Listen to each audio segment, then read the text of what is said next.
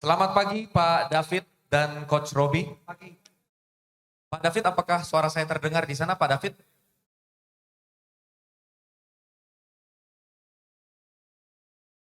Boleh panitia Iya, dibantu, terdengar suaranya jelas. belum masuk. Apakah suara saya juga terdengar jelas? Suara terdengar dan wajahnya juga cerah Pak David. Ya, Suara saya sedang terdengar di sana Pak David? ya, terdengar dengan jelas. Apakah suara saya juga terdengar dengan jelas? Sudah terdengar dengan sangat jelas. Terima kasih. Pak David dan Coach Robi, terima kasih untuk waktunya. Kita akan belajar secara spesifik bagaimana punya bisnis yang sehat supaya bisa dapat investasi dari investor. Pak David dan Coach Robi adalah orang yang paling ahli untuk membahas ini. Coach Robi sendiri sudah berpengalaman belasan bahkan puluhan tahun di multinational company.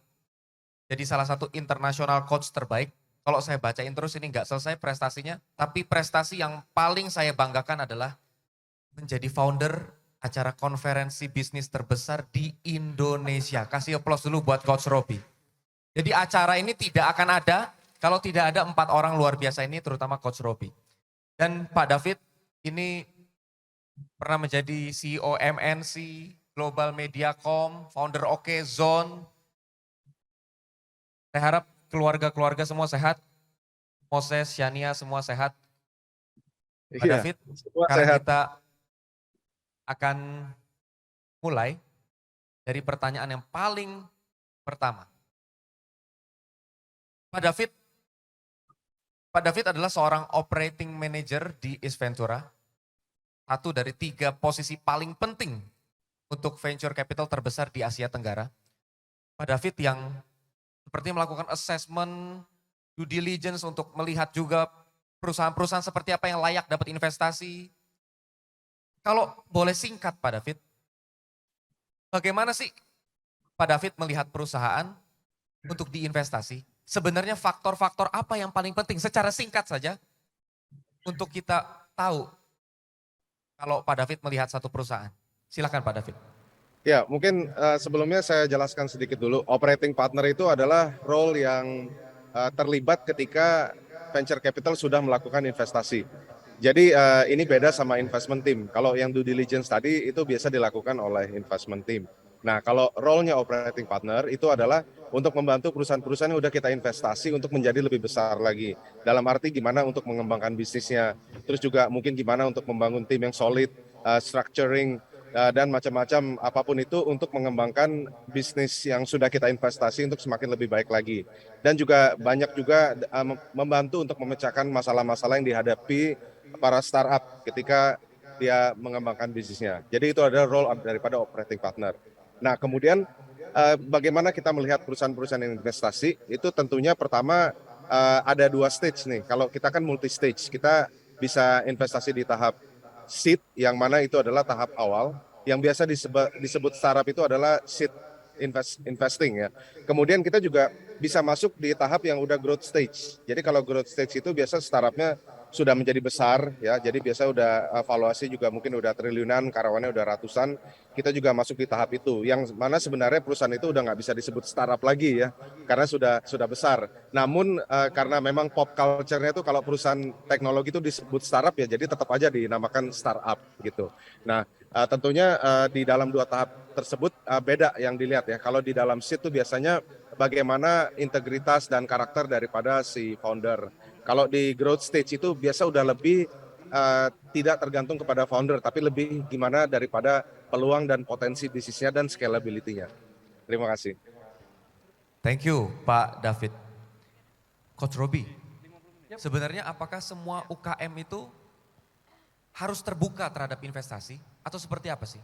Oke, jadi gini Pak Dika dan teman-teman semua ya. Jadi apakah kita sebagai pebisnis harus terbuka dengan investor atau investasi gitu? Tergantung sebetulnya. Tetapi yang perlu teman-teman ketahui adalah ketika Anda punya company itu sudah bagus ya. Dan kalau Anda nggak terbuka dengan investasi atau investor, yang terjadi adalah apakah Anda siap nggak jika Anda punya company bersaing dengan pesaing Anda yang diinvest oleh investor. Saya punya beberapa klien yang dimana ketika bisnisnya bagus, Pak Dika, ada investor tertarik, terus kita bilang, kalau kita nggak ikut sama investor, tapi ingat ya teman-teman, pemilihan investor juga penting. Jadi bukan cuma sekedar dana yang kita harapkan, tetapi ada banyak faktor yang kita butuhkan sebetulnya dari investor. Nah, salah satunya adalah tentang network sebetulnya. Ketika Anda nggak diinvest oleh investor di satu titik, apakah Anda siap nggak? Anda bersaing dengan pesaing Anda yang mungkin jauh sebelumnya, dan dia diinvest oleh investor, yang dimana tiba-tiba dananya banyak, networknya bagus dan segala macam, akhirnya bisa jadi Anda yang jadi nomor 2 dan hilang mungkin dari peredaran karena pesaingnya sudah diinvest oleh investor. Itu yang kita mesti perhatikan sebetulnya. Terima kasih Coach. Kalau mendengar istilah tadi venture capital dan lain sebagainya, mungkin kalau ada beberapa yang masih asing, kalau boleh dijelaskan secara singkat apa sih Coach bedanya angel investor, venture capital, strategic investor? Oke. Ya. So jadi kalau, Pak David silakan Pak David. Oh sorry ya, pertanyaan buat Pak Robi ya. Saya kira tadi buat saya. Silakan Pak Robi. Oke. Pak David juga boleh Pak, silakan. Silakan Pak David. Oh saya oke. Kalau angel investor itu biasa tuh individual ya, biasa wealthy individual tuh yang berinvestasi pada bisnis dan dia melakukan investasi itu biasanya kepada orang yang dia nyaman gitu, ini udah kenal ya, biasa tuh teman dekat atau bisa juga keluarga atau juga bisa juga siapapun itu gitu. Tapi pada intinya angel investor tuh biasa adalah individual. Nah, sedangkan kalau venture capital itu adalah institusi. Jadi institutional fund yang kita juga mengelola dana pihak ketiga dan kita melakukan investasi pada startup dengan tujuan untuk mendapatkan return yang baik sesuai dengan mandat yang ditentukan atau tesis yang sudah ditetapkan. Nah, kalau strategic partner itu adalah pihak yang bisa membawa keunggulan strategis atau memberikan support yang dibutuhkan. Dan ini bentuknya tidak harus selalu uang, ya, bisa juga untuk misalnya akses kepada hal-hal yang dibutuhkan, gitu. Terima kasih Pak David. Ya. Coach Robi, ketika kita mencari investor selain nilai investasi atau dananya, hal-hal apa lagi Coach yang harus kita perhatikan secara serius? Oke, tadi nyambung ke yang tadi Pak Adit. Satu hal yang kita mesti pelajari adalah apakah kita punya bisnis mencari investor yang mana sebetulnya itu penting. Karena kalau kita memilih investor yang jenisnya berbeda, yang nggak sama, itu bisa jadi masalah. Salah satu poinnya begini, ketika saya punya klien, dia diinvest oleh seorang investor. Investornya fokusnya cuma satu, grow the business, tapi kurang peduli sama namanya net profit. Karena yang dia lihat adalah valuasi. Sehingga yang di-push adalah revenue. Net profitnya dia akan nomor 2-in. Tetapi yang namanya strategic partner, biasanya dia lebih fokusnya juga kedua-duanya. Ke salesnya iya, juga ke net profitnya juga iya. Jadi hati-hati ketika Anda memilih investor tuh pilih yang mana sebetulnya. Karena ketika Anda pilih investor yang salah, ya Anda akan salah. Nah, pemilihan investor juga sama kayak kita pasangan Pak Dika. Kayak pasangan ya, kayak kita mau nikah gitu. Pilihlah pasangan yang sesuai dengan kita punya value. Jadi nggak cuma tentang uangnya aja, tetapi secara value apakah partner itu punya value yang sama nggak sama kita? Karena kalau nggak punya value yang sama-sama kita, yang terjadi adalah selama Anda berbisnis nantinya Anda akan suffer. Sama kayak kita merit ya. Kalau kita meritnya sama orang yang salah, punya value yang berbeda, bisa runyam juga kan tiap hari kalau berantem gitu. Itu yang pertama selain pendanaan. Jadi dana, value, karakter, network, dan ada nggak sih sumber daya lain yang dimiliki oleh strategic partner yang bisa membuat kita punya company-nya bisa scale-nya cepet. Gitu sih Pak. Thank you Coach. Ini jadi tanpa sadar, sebenarnya kita mau mencoba menjelaskan secara sederhana, mencari investasi atau mencari investor tuh persis seperti mau PDKT sebelum menikah gitu loh. Ini bukan tentang investor yang mencari perusahaan, tapi harus dua belah pihak saling seleksi. Jadi benar-benar setara. Karena dua-duanya jadi pasangan yang setara. Jadi kita bahas dari dua sudut pandang. Sudut pandang dari bagaimana kita melihat investor atau calon investor, dan juga sudut pandang bagaimana investor melihat perusahaan yang mau diinvestasi supaya lengkap pandangannya. Pak David, saya yakin Pak David sangat menilai karakter dari owner atau founder bisnis yang akan diinvestasi. Dari Pak David sendiri kira-kira kalau ngomongin karakter personnya, karakter seperti apa yang Pak David harapkan dari seorang founder bisnis yang akan diinvestasi, Pak David?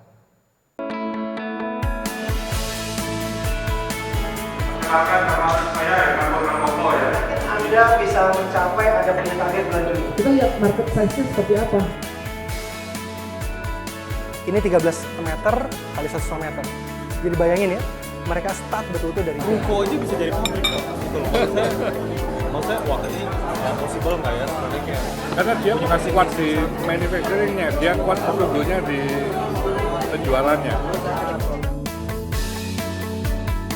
Semangat pagi, IC Heroes yang berbahagia. Jadi membuat visi itu you punya perusahaan itu mau kemana?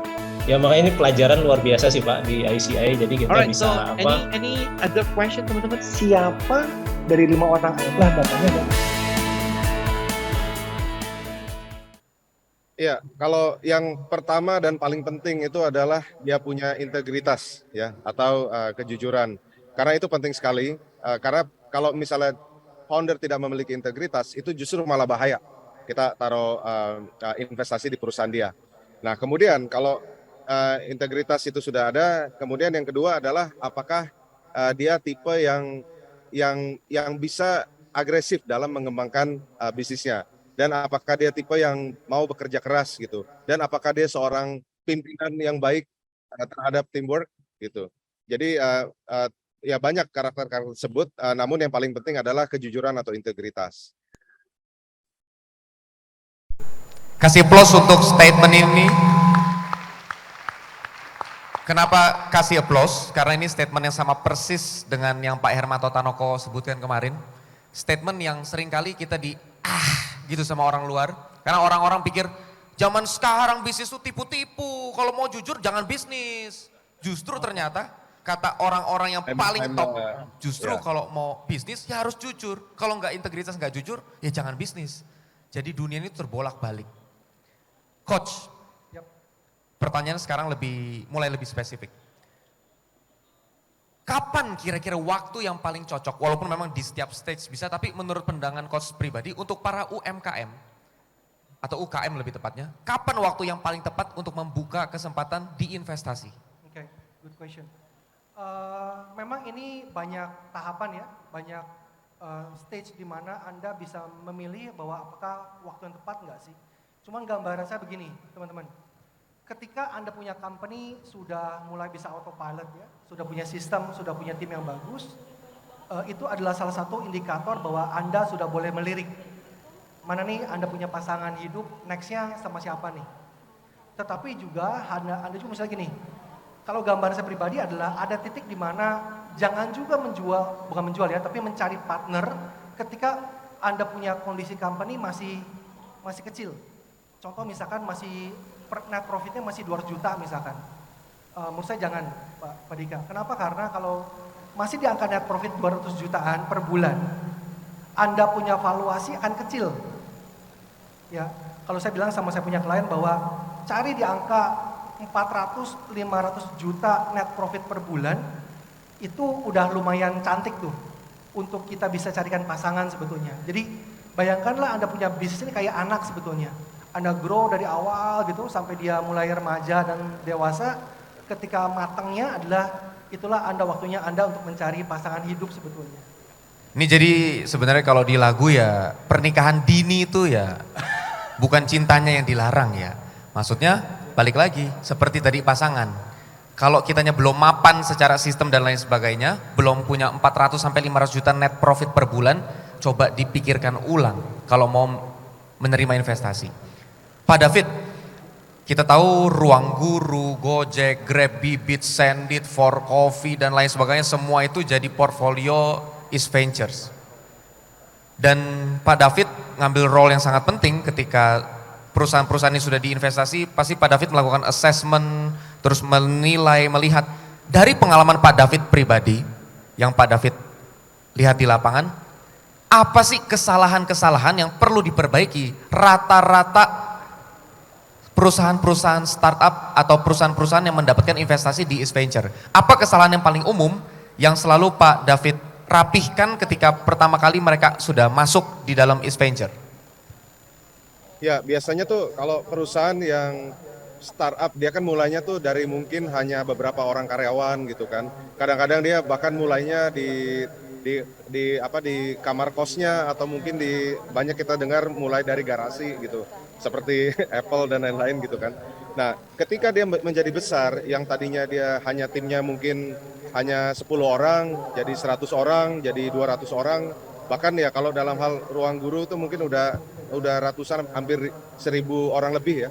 Nah, dengan keadaan demikian itu si founder ini udah harus mulai bisa gimana untuk mendelegasi tugas. Karena nggak mungkin kalau semuanya tuh hanya menunggu atau tergantung kepada keputusan dari satu orang saja.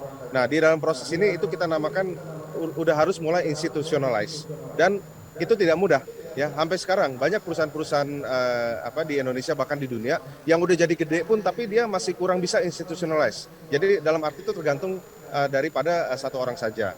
Nah, apakah hal demikian baik atau tidak? Ya mungkin itu relatif. Ada juga yang bisa terus menjadi besar ya, tergantung oleh satu owner atau CEO gitu, tumbuh terus. Tapi pada tahap tertentu itu mau tidak mau tuh dia memang sudah harus bisa terdelegasi dengan baik, dengan struktur yang baik gitu ya. Kita tahu mungkin kayak misalnya perusahaan-perusahaan yang besar seperti Google, Apple, Amazon itu juga udah, atau Microsoft udah nggak terlalu tergantung sama foundernya gitu. Bahkan itu dari 6 perusahaan yang tadi saya sebutkan itu udah pada pensiun semua, udah pada filantropi fokus semua gitu. Nah, jadi proses transisi ini yang biasa tuh tidak mudah ya, tidak mudah karena tidak mudah untuk membangun tim. Pertama, tidak mudah untuk membuat tim yang solid. Kedua, juga tidak mudah untuk melakukan transisi dari individu menjadi institutionalized gitu. Dan dalam proses itu ya mungkin banyak kesalahan-kesalahan yang terjadi. Cukup jelas Pak David, terima kasih banyak untuk jawabannya. Marvel ada lambaikan tangan? Iya. Marvel ngerti kan ya? Marvel ini Pak David peserta paling muda di Idea Cloud. Jadi ini bisnis conference terbesar di Indonesia, tapi peserta paling mudanya dari 15 tahun Pak David. Dan memang dia serius sekali. Ini kayaknya the next Pak Lokeng Hong. Tinggal pakai batik aja udah Marvel ya. 15 tahun ikut konferensi bisnis. Menarik lagi insight-insightnya. Coach Robi, Yes. pertanyaannya mulai masuk karena kalau bukan daging, bukan Idea Cloud. Oke. Berapa persen sih Coach kira-kira yang bisa kita buka, dan bagaimana kalau ternyata ada investor-investor yang mau ngambilnya saham mayoritas? Oke. Kan seringkali kita takut bahwa wah satu hari saya ditendang nih dari perusahaan saya sendiri. Itu kan ketakutan terbesar orang yang mau diinvestasi. Yep. Bagaimana Coach? Oke, yang pertama adalah kita mesti bisa menilai kita punya company sebetulnya. Kita mesti bisa memvaluasi kita punya company. Yang pertama, yang kedua adalah setelah kita mampu memvaluasi kita punya company, kita lihat sebetulnya kebutuhan kita punya keuangan buat 3 tahun ke depan tuh berapa besar. Dari situ kita bisa menghitung sebetulnya berapa sih dana yang kita butuhkan dan berapa saham yang kita mau keluarin sebetulnya. Itu yang pertama, Pak Dika. Pak Adit. Yang kedua adalah kalau sampai misalkan ada investor yang tertarik dan mau juga jadi majority, menurut saya itu juga good news buat kita. Kenapa? Karena membuktikan bahwa investor itu tertarik banget sama kita sehingga mereka mau pegang saham mayoritas. Tetapi ada poin penting ini. Teman-teman harus mengerti tentang undang-undang PT. Karena di undang-undang PT itu ada yang Anda mesti switch. Kalau Anda nggak switch, itu bisa berakibat fatal buat Anda. Karena di undang-undang PT itu ada yang mengatakan bahwa pemilik saham mayoritas itu mampu mengambil keputusan. Nah, Anda mesti flip, Anda punya undang-undang undang-undang PT tadi mesti Anda rubah di akte pendirian perusahaannya supaya walaupun Anda minoritas, Anda masih punya hak untuk mengambil keputusan. Tapi kembali lagi ya, ini adalah tentang partnership. Jangan pergi ke pelaminan ketika Anda nggak yakin bahwa investornya atau Anda punya partner adalah punya chemistry, value yang sama-sama kita. Jadi itu penting banget. Thank you Coach. Yep. Pak David berlatar belakang bos media lah. Semua media, MNC, Global Mediacom dan lain sebagainya. Bagaimana Pak David latar belakang itu membantu Pak David di Ace Venture sekarang Pak? Ya, dengan pengalaman di media itu kan sebenarnya apa sih, itu sebuah platform, dalam hal ini pengalaman di televisi ya. Jadi kalau orang nonton TV kan gratis tuh kalau di Indonesia. Nah, gimana televisi bisa hidup, yaitu dari bergantung kepada pendapatan iklan. Nah, dalam pengalaman saya dulu karena kita selain harus mampu untuk memproduksi konten-konten yang menarik ya, ratingnya baik gitu sehingga bisa mendapat iklan, itu juga setelah itu ada tugas lain gimana harus supaya kita bisa menjual iklan tersebut. Nah, dalam menjual iklan itu kita tentunya harus menjaga hubungan baik dan kita juga harus bisa berkomunikasi dengan baik kepada banyak klien-klien yang merupakan perusahaan FMCG. Nah, di sini saya bisa menjadi kesempatan untuk membangun network saya. Jadi kenal dengan banyak perusahaan-perusahaan. Karena kebanyakan yang iklan di TV itu kan pasti perusahaan besar gitu. Karena sekali iklan kan satu Indonesia, ya. Jadi network ini menjadi sangat berguna ketika di pekerjaan saya sekarang gitu. Jadi banyak teman lah gitu. Itu satu. Kemudian juga selain daripada perusahaan-perusahaan swasta, kita juga banyak kenal dengan pemerintah-pemerintah, dengan instansi-instansi karena berkaitan dengan berita ya. Kemudian ketiga, hal yang berguna lainnya adalah kerja di media itu pekerjaan yang bisa dikatakan media itu kan 24 jam. TV itu 24 jam, koran tuh 24 jam, online media tuh 24 jam, semua itu 24 jam berjalan. Dan setiap hari tuh harus bertarung dengan rating. Karena hari ini ratingnya tinggi, itu bukan jaminan minggu depan ratingnya akan baik, nggak jaminan tahun depan akan baik. Jadi kalaupun kita rating kita baik, pasti kompetitor akan langsung bereaksi dengan menawarkan konten yang lebih baik lagi. Jadi kompetisinya tuh luar biasa ya di perusahaan media ini. Jadi orang-orang yang biasa sudah bekerja di perusahaan media itu sudah terbiasa dengan dinamika yang intens, yang kompetitif ya. Jadi nggak bisa manja. Kalau kerja di perusahaan media tuh nggak bisa manja. Udah kerja harus kerja keras ya. Dan juga harus terus berpikir gimana mendapat rating yang baik dan juga harus bisa baik-baikin klien gitu supaya dapat duit iklan. Jadi nggak bisa juga sombong gitu. Jadi tidak bisa manja, tidak bisa jadi orang sombong gitu. Itu kalau kerja di media, itulah mentalitas yang didapat gitu dari bekerja di perusahaan media, yang mana itu ngebantu ya dalam bukan hanya dalam karir tapi juga dalam kehidupan pribadi dari pengembangan karakter sekarang dan ke depannya. Siap, terima kasih Pak David. Di sini siapa yang pernah makan wingko babat, angkat tangan? Wah, hampir semua. Bosnya Pak Alex ada di sini. Dan kemarin ngobrol-ngobrol Pak Alex ini juga tertarik sama keluarganya, diajak semua buat ikut Idea Cloud Incubator. Di Idea Cloud Incubator itu kan seminggu sekali bahkan sampai 2 kali para founder, Pak Hermanto Tanoko, Bu Belinda Tanoko, Ko Denny Santoso, Coach Robi Cipta Jaya sendiri secara langsung mementori secara intensif, seminggu bisa sekali 2 kali langsung secara online gitu ya. Lalu nanti di akhirnya bisa visit dan lain sebagainya.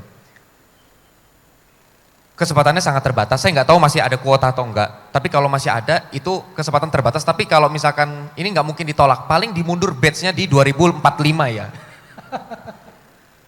Nah coach, selama melakukan coaching untuk teman-teman di Idea Cloud Incubator atau mungkin mendampingi mereka untuk mendapatkan investasi, tantangan-tantangan apa yang paling utama coach hadapi ketika melakukan coaching itu coach? Oke.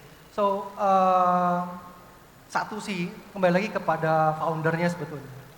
Tentang pola pikir, mindset itu yang dianggap simple, sebetulnya nggak simple. Namanya arogansi adalah virus yang paling jahat sebetulnya buat kita, para pemilik bisnis yang mau berhasil. Kalau kita arogan, maka yang terjadi adalah kita udah nggak mau lagi belajar sama orang lain.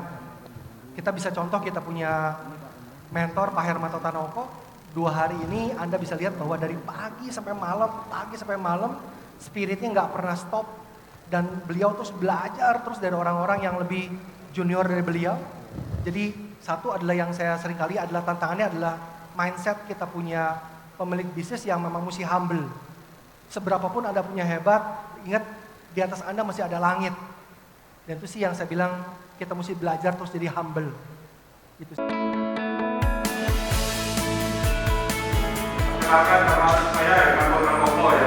Anda bisa mencapai, Anda punya target bulan Juni. Kita lihat market size-nya seperti apa. Ini 13 meter kali 1,5 meter. Jadi bayangin ya, mereka start betul-betul dari Ruko aja bisa jadi pabrik Pak. Gitu loh. Maksudnya wah ini possible nggak ya sebenarnya kayak Karena dia bukan kuat di manufacturingnya, dia kuat sebetulnya di penjualannya. Semangat pagi IC Heroes yang berbahagia. Jadi membuat visi itu you punya perusahaan itu mau kemana? Ya makanya ini pelajaran luar biasa sih Pak di ICI. Jadi kita Alright, bisa so any other question teman-teman? siapa dari 5 orang lah datanya dan Thank you coach. Untuk belajar menjadi humble, itu sudah dibuktikan lewat konferensi ini. Kita masih ada Pak Subiakto, pembicara dari sesi pertama. Boleh dikasih aplaus khusus buat Pak Subiakto. Pembicara yang sebenarnya nggak punya obligasi apapun untuk tetap ikut, tapi memang mau kasih waktunya untuk sama-sama belajar. Pak Lokeng Hong selesai bicara nggak langsung balik, tetap stay karena ilmu ini mahal. Dan saya lihat tim Coffee Break sudah mulai frustasi sampai masuk ke sini karena nggak ada yang sentuh di depan sama sekali. Sayang dibuang, tapi tetap buat saya jangan dilirik itu walaupun udah diantar ke samping, mengganggu konsentrasi. setuju. Enggak lah bercanda, itu saya tahu kuenya enak Pak. Tapi ini benar-benar mereka nih fokus Pak. Setahun sekali seumur hidup konferensi bisnis terbesar di Indonesia. Kasih aplaus buat kita semua. Saya nggak tahu butuh bayar berapa duit buat ngobrol langsung sama investor di belakang Tokopedia dan lain sebagainya juga coach top internasional. Tapi saya kasih kesempatan free. 3 orang pertama yang datang ke mic sekarang juga. Hanya 3 orang. Ya sudah mulai berlari di situ. 1 orang dulu. Silakan Pak. Baik, selamat pagi. Selamat pagi. Saya Fahri dari Jakarta. Datang ke sini khusus untuk Coach Robi. Ya, saya mau bertanya. Ada banyak pertanyaannya sebenarnya, tapi saya ambil 3 aja. Bagaimana status perusahaan yang sudah memiliki investor atau bahkan mungkin terbuka ya TBK itu terhadap value perusahaannya? Karena beberapa kali saya mendengar atau kenal dengan owner perusahaan yang sudah mendapat investasi atau bahkan sudah terbuka, value-nya menjadi drained gitu ya. Saya ingin tahu bagaimana insight di dalam perusahaan itu sendiri ketika dia sudah mendapat investor. Yang kedua, bagaimana kita bisa membedakan investor, mungkin ini investor yang masih dalam satu ekosistem ya, karena kita tahu bisnis ini memiliki, kalau kami di kesehatan, partner, saingan gitu, itu ya mereka-mereka aja gitu ya. Bagaimana kita bisa mengenali investor yang tulus untuk mengembangkan bisnis kita dengan investor yang fulus ya gitu ya. Mungkin intentionnya lebih ke menutup bisnis kita atau mungkin mengubah value kita. Yap. Yang ketiga, Kalau boleh Pak, nanti dijawab dulu, nanti boleh ditanya. Satu topik. Bagaimana menjaga value perusahaan dalam platform joint venture? Karena kalau kita tahu joint venture itu kan kita membuat perusahaan baru ya, dan di situ kita tidak punya semacam ikatan ya. Bagaimana kita mempertahankan value kita sendiri di dalam joint venture tersebut? Mungkin itu dulu Pak. Terima kasih. Thank you Pak. So jadi yang ketiga dulu ya. Jadi yang ketiga adalah beberapa investor memang dia maunya begitu Pak. Ketika dia chip in, dia ada punya company, dia maunya adalah yuk bikin company baru. Itu terjadi karena biasanya ada histori yang nggak begitu bagus di kita punya company tentang perpajakan dan segala macam biasanya, atau laporannya nggak rapi. Makanya investor ngajak bikin company baru deh, tapi semuanya hanya mindahin sebetulnya sih Pak. It's okay. Di situ Anda sebagai pemegang saham, jadi ada aktenya. Ya Pak, jadi oke aja untuk bikin usaha yang baru. Maksudnya gini, bikin PT baru is okay, nggak ada masalah. Karena mungkin ada histori yang investor juga lihatnya kurang bagus di situnya, it's okay juga, normal. Itu yang ketiga ya Pak. Yang kedua adalah sama kayak pacaran Pak, saya bilang, sama kayak pacaran.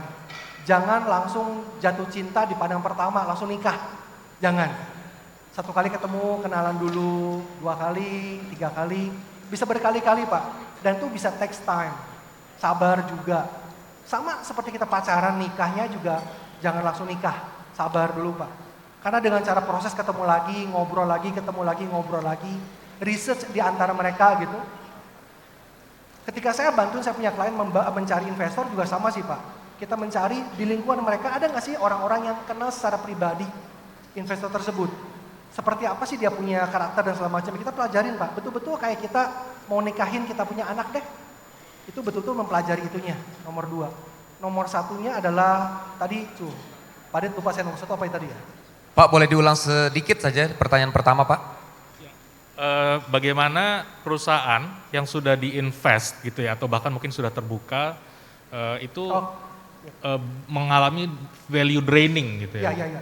Oke, nah tadi salah satu yang terjadi adalah biasanya adalah tadi pemilihan investor yang punya tujuan yang berbeda ya Pak. Yang dimana adalah di awalnya biasanya adalah kalau sama investor, beberapa investor mereka maunya adalah growth-nya di revenue, ditingkatin semuanya, walaupun mungkin bisa membuat Anda punya net profit suffer, sehingga valuasi akan turun tuh Pak. Ya, jadi hati-hati juga ketika Anda memilih investor. Cocok nggak sih partnernya cocok sama kita?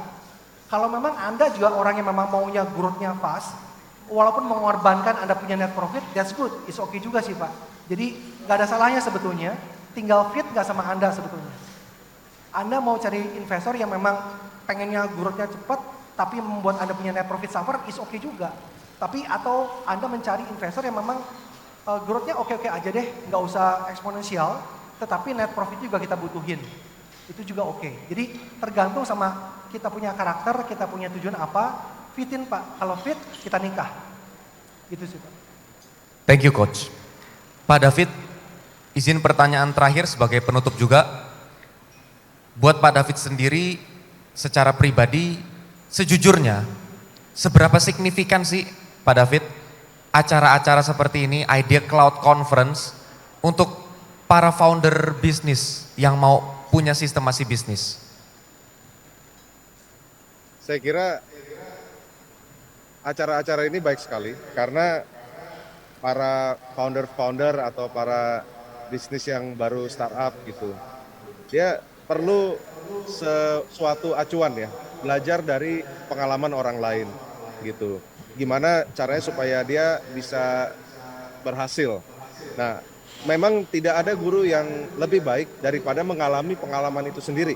Ya, experience is the best teacher. Tapi kalau misalnya kita bisa belajar dari pengalaman orang lain, setidaknya itu lebih baik daripada tidak sama sekali gitu. Nah, dengan adanya forum-forum seperti ini bisa memfasilitasi mungkin antara entrepreneur yang sudah pengalaman untuk berbagi ilmu kepada entrepreneur yang belum berpengalaman dan masih mau belajar. Jadi saya kira tujuannya tuh sangat mulia sekali ya. Dan juga buat entrepreneur yang sudah berpengalaman untuk berbagi ilmu itu adalah suatu hal yang sangat mulia karena dengan berbagi itu kita akan mendapat lebih. Ya, percaya atau tidak dengan kita kalau kita pelit malah nanti kita segala sesuatu akan diambil dari kita. Tapi kalau kita royal mau berbagi ilmu, kita malah akan mendapatkan balasan yang lebih banyak lagi. Saya percaya dengan itu, makanya saya yakin dan saya percaya bahwa acara-acara seperti ini adalah baik apa adanya dan bagus sekali untuk dilaksanakan. Terima kasih. Terima kasih banyak Pak David, boleh berikan aplaus buat kita semua. Orang-orang cerdas, orang-orang yang bisa menggunakan other people's money, tapi yang jauh lebih cerdas, yang bisa menggunakan other people experience. Dari acara ini, kita sudah menghemat waktu mungkin 50 tahun untuk sukses. Kalau kita cari sendiri ilmu ini kayak gini, 2 hari ini ilmunya kita cari sendiri, bisa. Tapi nunggunya 50 tahun baru nemu semuanya. Ini dirangkumkan dalam 2 hari. Memang kayak mau meledak kepala kan? Gak apa-apa, ledakan saja. Biar meledak, tapi berhasil. Ya daripada gak pernah panas kepalanya, sampai akhir masih gak dibuka segelnya. Berbahaya. Terima kasih banyak buat Coach Robi dan Pak David. Berikan aplaus sekali lagi. Terima kasih banyak. Thank you Pak David. Terima kasih banyak Pak. Terima kasih banyak Coach. Terima kasih Coach Robi.